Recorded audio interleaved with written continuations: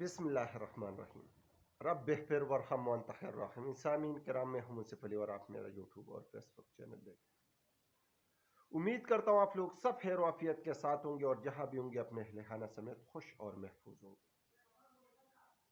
سامعین کرام، 1400 سال سے چلا آ رہا ہے ایک قانون، ایک آئین، ایک حکم ربی جو صرف اور صرف حقوق نسوانیات میں یہ اٹل اور سٹل فیصلہ ہوتا ہے کہ عورت کا عدت کے معاملے میں فیصلہ اٹل ہوتا ہے، لیکن یہ بھی ہمارے حکومت اور ہمارے عدلیہ کو یہ اعزاز حاصل ہو گیا کہ 1400 سال بعد یہ آئین بھی اور یہ قانون بھی، قدرت کا قانون بھی ہمارے عدالت نے چینج کرنے کی کوشش کی. یہ کسی نے کہا. کچھ لوگ اس زمین پہ، اس روئے زمین پہ فرعون اور خدا بننے کی کوشش کرتے ہیں، لیکن جب انسان خدا بننے کی کوشش کرتے تو وہ کبھی بھی کامیاب نہیں ہوتا. یہ بھی کسی سے راوی ہے. دوسرا، انسان کو 200 سے لگ بھگ کیس عمران خان صاحب پہ بنے ہوئے، اور ایسے کیسز کہ جن کا کوئی نہ سر ہے نہ پاؤں، ایسے کیسز اتنی جلدی کاروائی کہ 10 12 گھنٹے، حتیٰ ججز بھی خود تک جاتے ہیں لیکن وہ بے بس ہوتے ہیں. ان کو انگلی سے اشارہ کیا جاتا ہے کہ بیٹھ جاؤ، اٹھنا نہیں ہے. سامعین کرام، جب عمران خان صاحب کا وکیل سلمان اکرم راجہ صاحب کسی پہ جرح کر رہے ہیں اور کہہ دیتے کہ میرا گواہ اس کے معاملے میں میرا گواہان ہے اور میں اس کو لے کے آؤں گا، تو جج صاحب پوچھ لیتے کہ گواہان کون ہے. تو سلمان اکرم صاحب کہہ دیتے جج صاحب کو کہ جج صاحب اگر ابھی میں نام اس کا ایکسپوز کر لوں تو رات کو نہیں ہوگا، اس کو اٹھا لیا جائے گا. جبکہ عمران خان صاحب مسکرا کر جج صاحب کو کہہ دیتے کہ اٹھانا تو دور کی بات ہے، اس کو غائب کیا جائے گا اور پھر اگلے دن اس کا پریس کانفرنس آ جائے گا. اس پہ جج صاحب مسکرا دیتے ہیں اور ان کا جرح کرنے کے لیے جو گواہان کی طلبی تھی ان کو مسترد کر لیتے ہیں. سامعین کرام، اس پہلے تو توشہ خانہ کیس پہ بین الاقوامی میڈیا نے بات کی، پھر اس کے بعد سائپر کیس پہ بین الاقوامی میڈیا نے بات کی.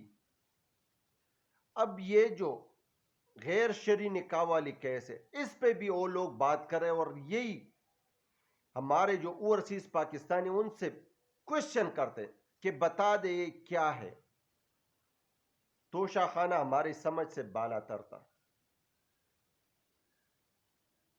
سائپر کیس ہمارے سمجھ سے بالا تر تھا، رجیم چینج. لیکن یہ جو ابھی نعرے پہ نیارا ہوا ہے غیر شرعی کیس، یہ کیا چیز ہے؟ ایک برانڈ، ایک بین الاقوامی مقبولیت کا شخص وہ ایسا ایک بونڈا مذاق کیسا کر سکتا ہے؟ لیکن ہمارا نظام، ہمارا عدلیہ اور ہمارا پورا سسٹم ننگا ہو رہا ہے. سامعین کرام،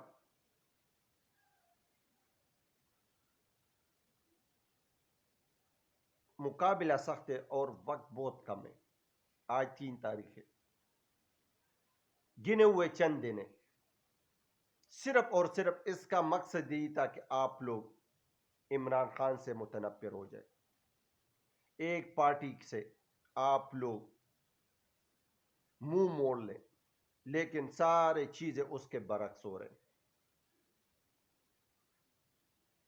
توشہ خانہ میں ان کو گھسیٹا، لوگوں نے گاڑیاں لی ہیں، لوگوں نے بہت سے مراغات لیے، لیکن ان کے اوپر کوئی بات نہیں کرتا، کیونکہ میڈیا کو مینیج کیا گیا ہے، الیکٹرانک میڈیا کو مینیج کیا گیا ہے. کچھ صحافی نام نہاد صحافی جو ہے نا، ان کو مینیج کیا گیا ہے، اور وہ اس بات کو اچھال دیتے جو عمران خان صاحب کے ساتھ منسوخ ہوتا ہے، جبکہ باقی بندوں پہ بات کرنے کے لیے وہ کتراتے ہیں. اس کو اچالا. اس کے بعد سائے پر کیس آیا. سائے پر کیس کے فیصلے سے پہلے ان نام نہاد صحافیوں کو پتا ہوتا ہے کہ کون سا فیصلہ آنا ہے اور کس تاریخ پہ فیصلہ آنا ہے اور کس ٹائم فیصلہ آنا ہے، اور اس سے پہلے وہ ایکسٹیوٹ کر لیتے ہیں. توشہ خانہ پہ بھی اس طرح کیا، سائے پر کیس پہ بھی اس طرح کیا، حتیٰ غیر شرعی نکاح کے کیس پر بھی اس طرح کر دیا.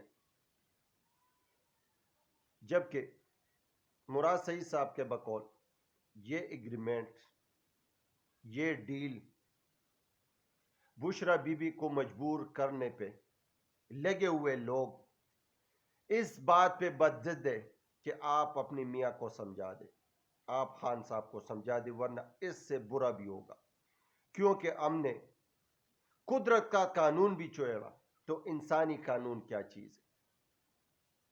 جبکہ مراد سعید صاحب کے بقول 3 باتیں کی گئی ہے کہ 9 مئی کے واقعات میں جو بندے ملوث سے وہ سیاست میں حصہ نہیں لیں گے. نمبر 2، عمران خان صاحب 3 سال کے لیے سیاست سے کنارہ کش اختیار کریں گے. نمبر 3 بندے ہم دیں گے، اور ان 3 بندوں میں ایک وزیر اعظم عمران خان صاحب نے سلیکٹ کرنا ہے، اور عوام کو بھی یہی بتانے کہ یہ میرا چنا ہوا بندہ ہے. صرف اور صرف یہ باتیں نہ ماننے سے انکار کر رہے، بلکہ عمران خان صاحب اس بات پہ زور دے رہے ہیں کہ آپ لوگ کچھ بھی کر لیں، میں ڈیل کرنے کے لیے نہ تیار ہوں، نہ ہوں، اور نہ اپنے عوام کی سر نیچے کروں گا شرم سے. میں صرف اور صرف صاف اور شفاف انتخابات کا حامی ہوں، اور اپنے عوام کو بھی یہی کہتا ہوں کہ ووٹ کا حفاظت کر لیں. 8 فروری پہ باہر نکلنے. کسی نے کہا کہ اگر ایک ووٹ آپ کہتے کہ میرا ایک ووٹ ہے، ایک ووٹ کا بھی اتنا قیمت ہے کہ ایک ووٹ کے لیے یہ سارا کھیل رچایا گیا ہے. لیکن آپ لوگوں نے 8 فروری کو ووٹ کاسٹ کرنا ہے اپنے پارٹی کو، اپنے منشور کو. لیکن جو اس حقیقی آزادی کے اور جو اس ملک پاکستان کے آئین کے لیے کارآمد ہو. سامعین کرام، سارے دنیا ہمارے اوپر باتیں کر رہی ہے، سارے نام نہاد جو مولوی ہے، باقی اولیاء کرام ہمارے لیے قابل قدر ہے، لیکن جو نام نہاد مولوی ہے وہ بھی خاموش ہے، اور جو اولیاء کرام ہے وہ بھی اس بات پہ خاموش ہے. کوئی یہی نہیں کہہ رہے کہ آیا یہ عدالت نے کیا کیا ہے، بالکل خاموش تماشائی بیٹھے ہوئے. جبکہ دوسری طرف یہ جو غیر شرعی نکاح، یہ عورتوں کے حقوق پہ ایک حملہ ہے، اور عورتوں کے حقوق کے لیے جو تنظیمیں جدوجہد کر رہی ہے، لڑ رہی ہے، وہ اس پہ ابھی چمک گوشیاں کر رہے اور باتیں کر رہی ہے کہ یہ تو پھر کوئی بھی بندہ اٹھ کے کہہ سکتے ہیں کہ میں نے آج سے 10 سال پہلے، 5 سال پہلے پلانے کو طلاق دی ہے، اور لہٰذا میری طلاق ختم کی جائے، میں اس سے رجوع کرنا چاہتا ہوں. سامعین کرام، بڑی سخت علمیت کی بات ہے. ہمارے اللہ کرے ہمارے حال پہ رحم کرے، اور ہمارے آئین اور قانون پہ رحم کرے کہ یہ جو مذاق بن رہے، یہ جو مذاق ہو رہے، یہ ہمارے پاکستان کی لیے ایک المیات اور ایک تشویش کی دن ثابت ہو رہی ہے. سامعین کرام، 8 فروری پہ آپ لوگوں نے ووٹ کاسٹ کرنا ہے اپنے پارٹی کو، اپنے منشور کو، لیکن ووٹ لازم کاسٹ کرنا ہے. پاکستان زندہ باد، پاکستان پائندہ.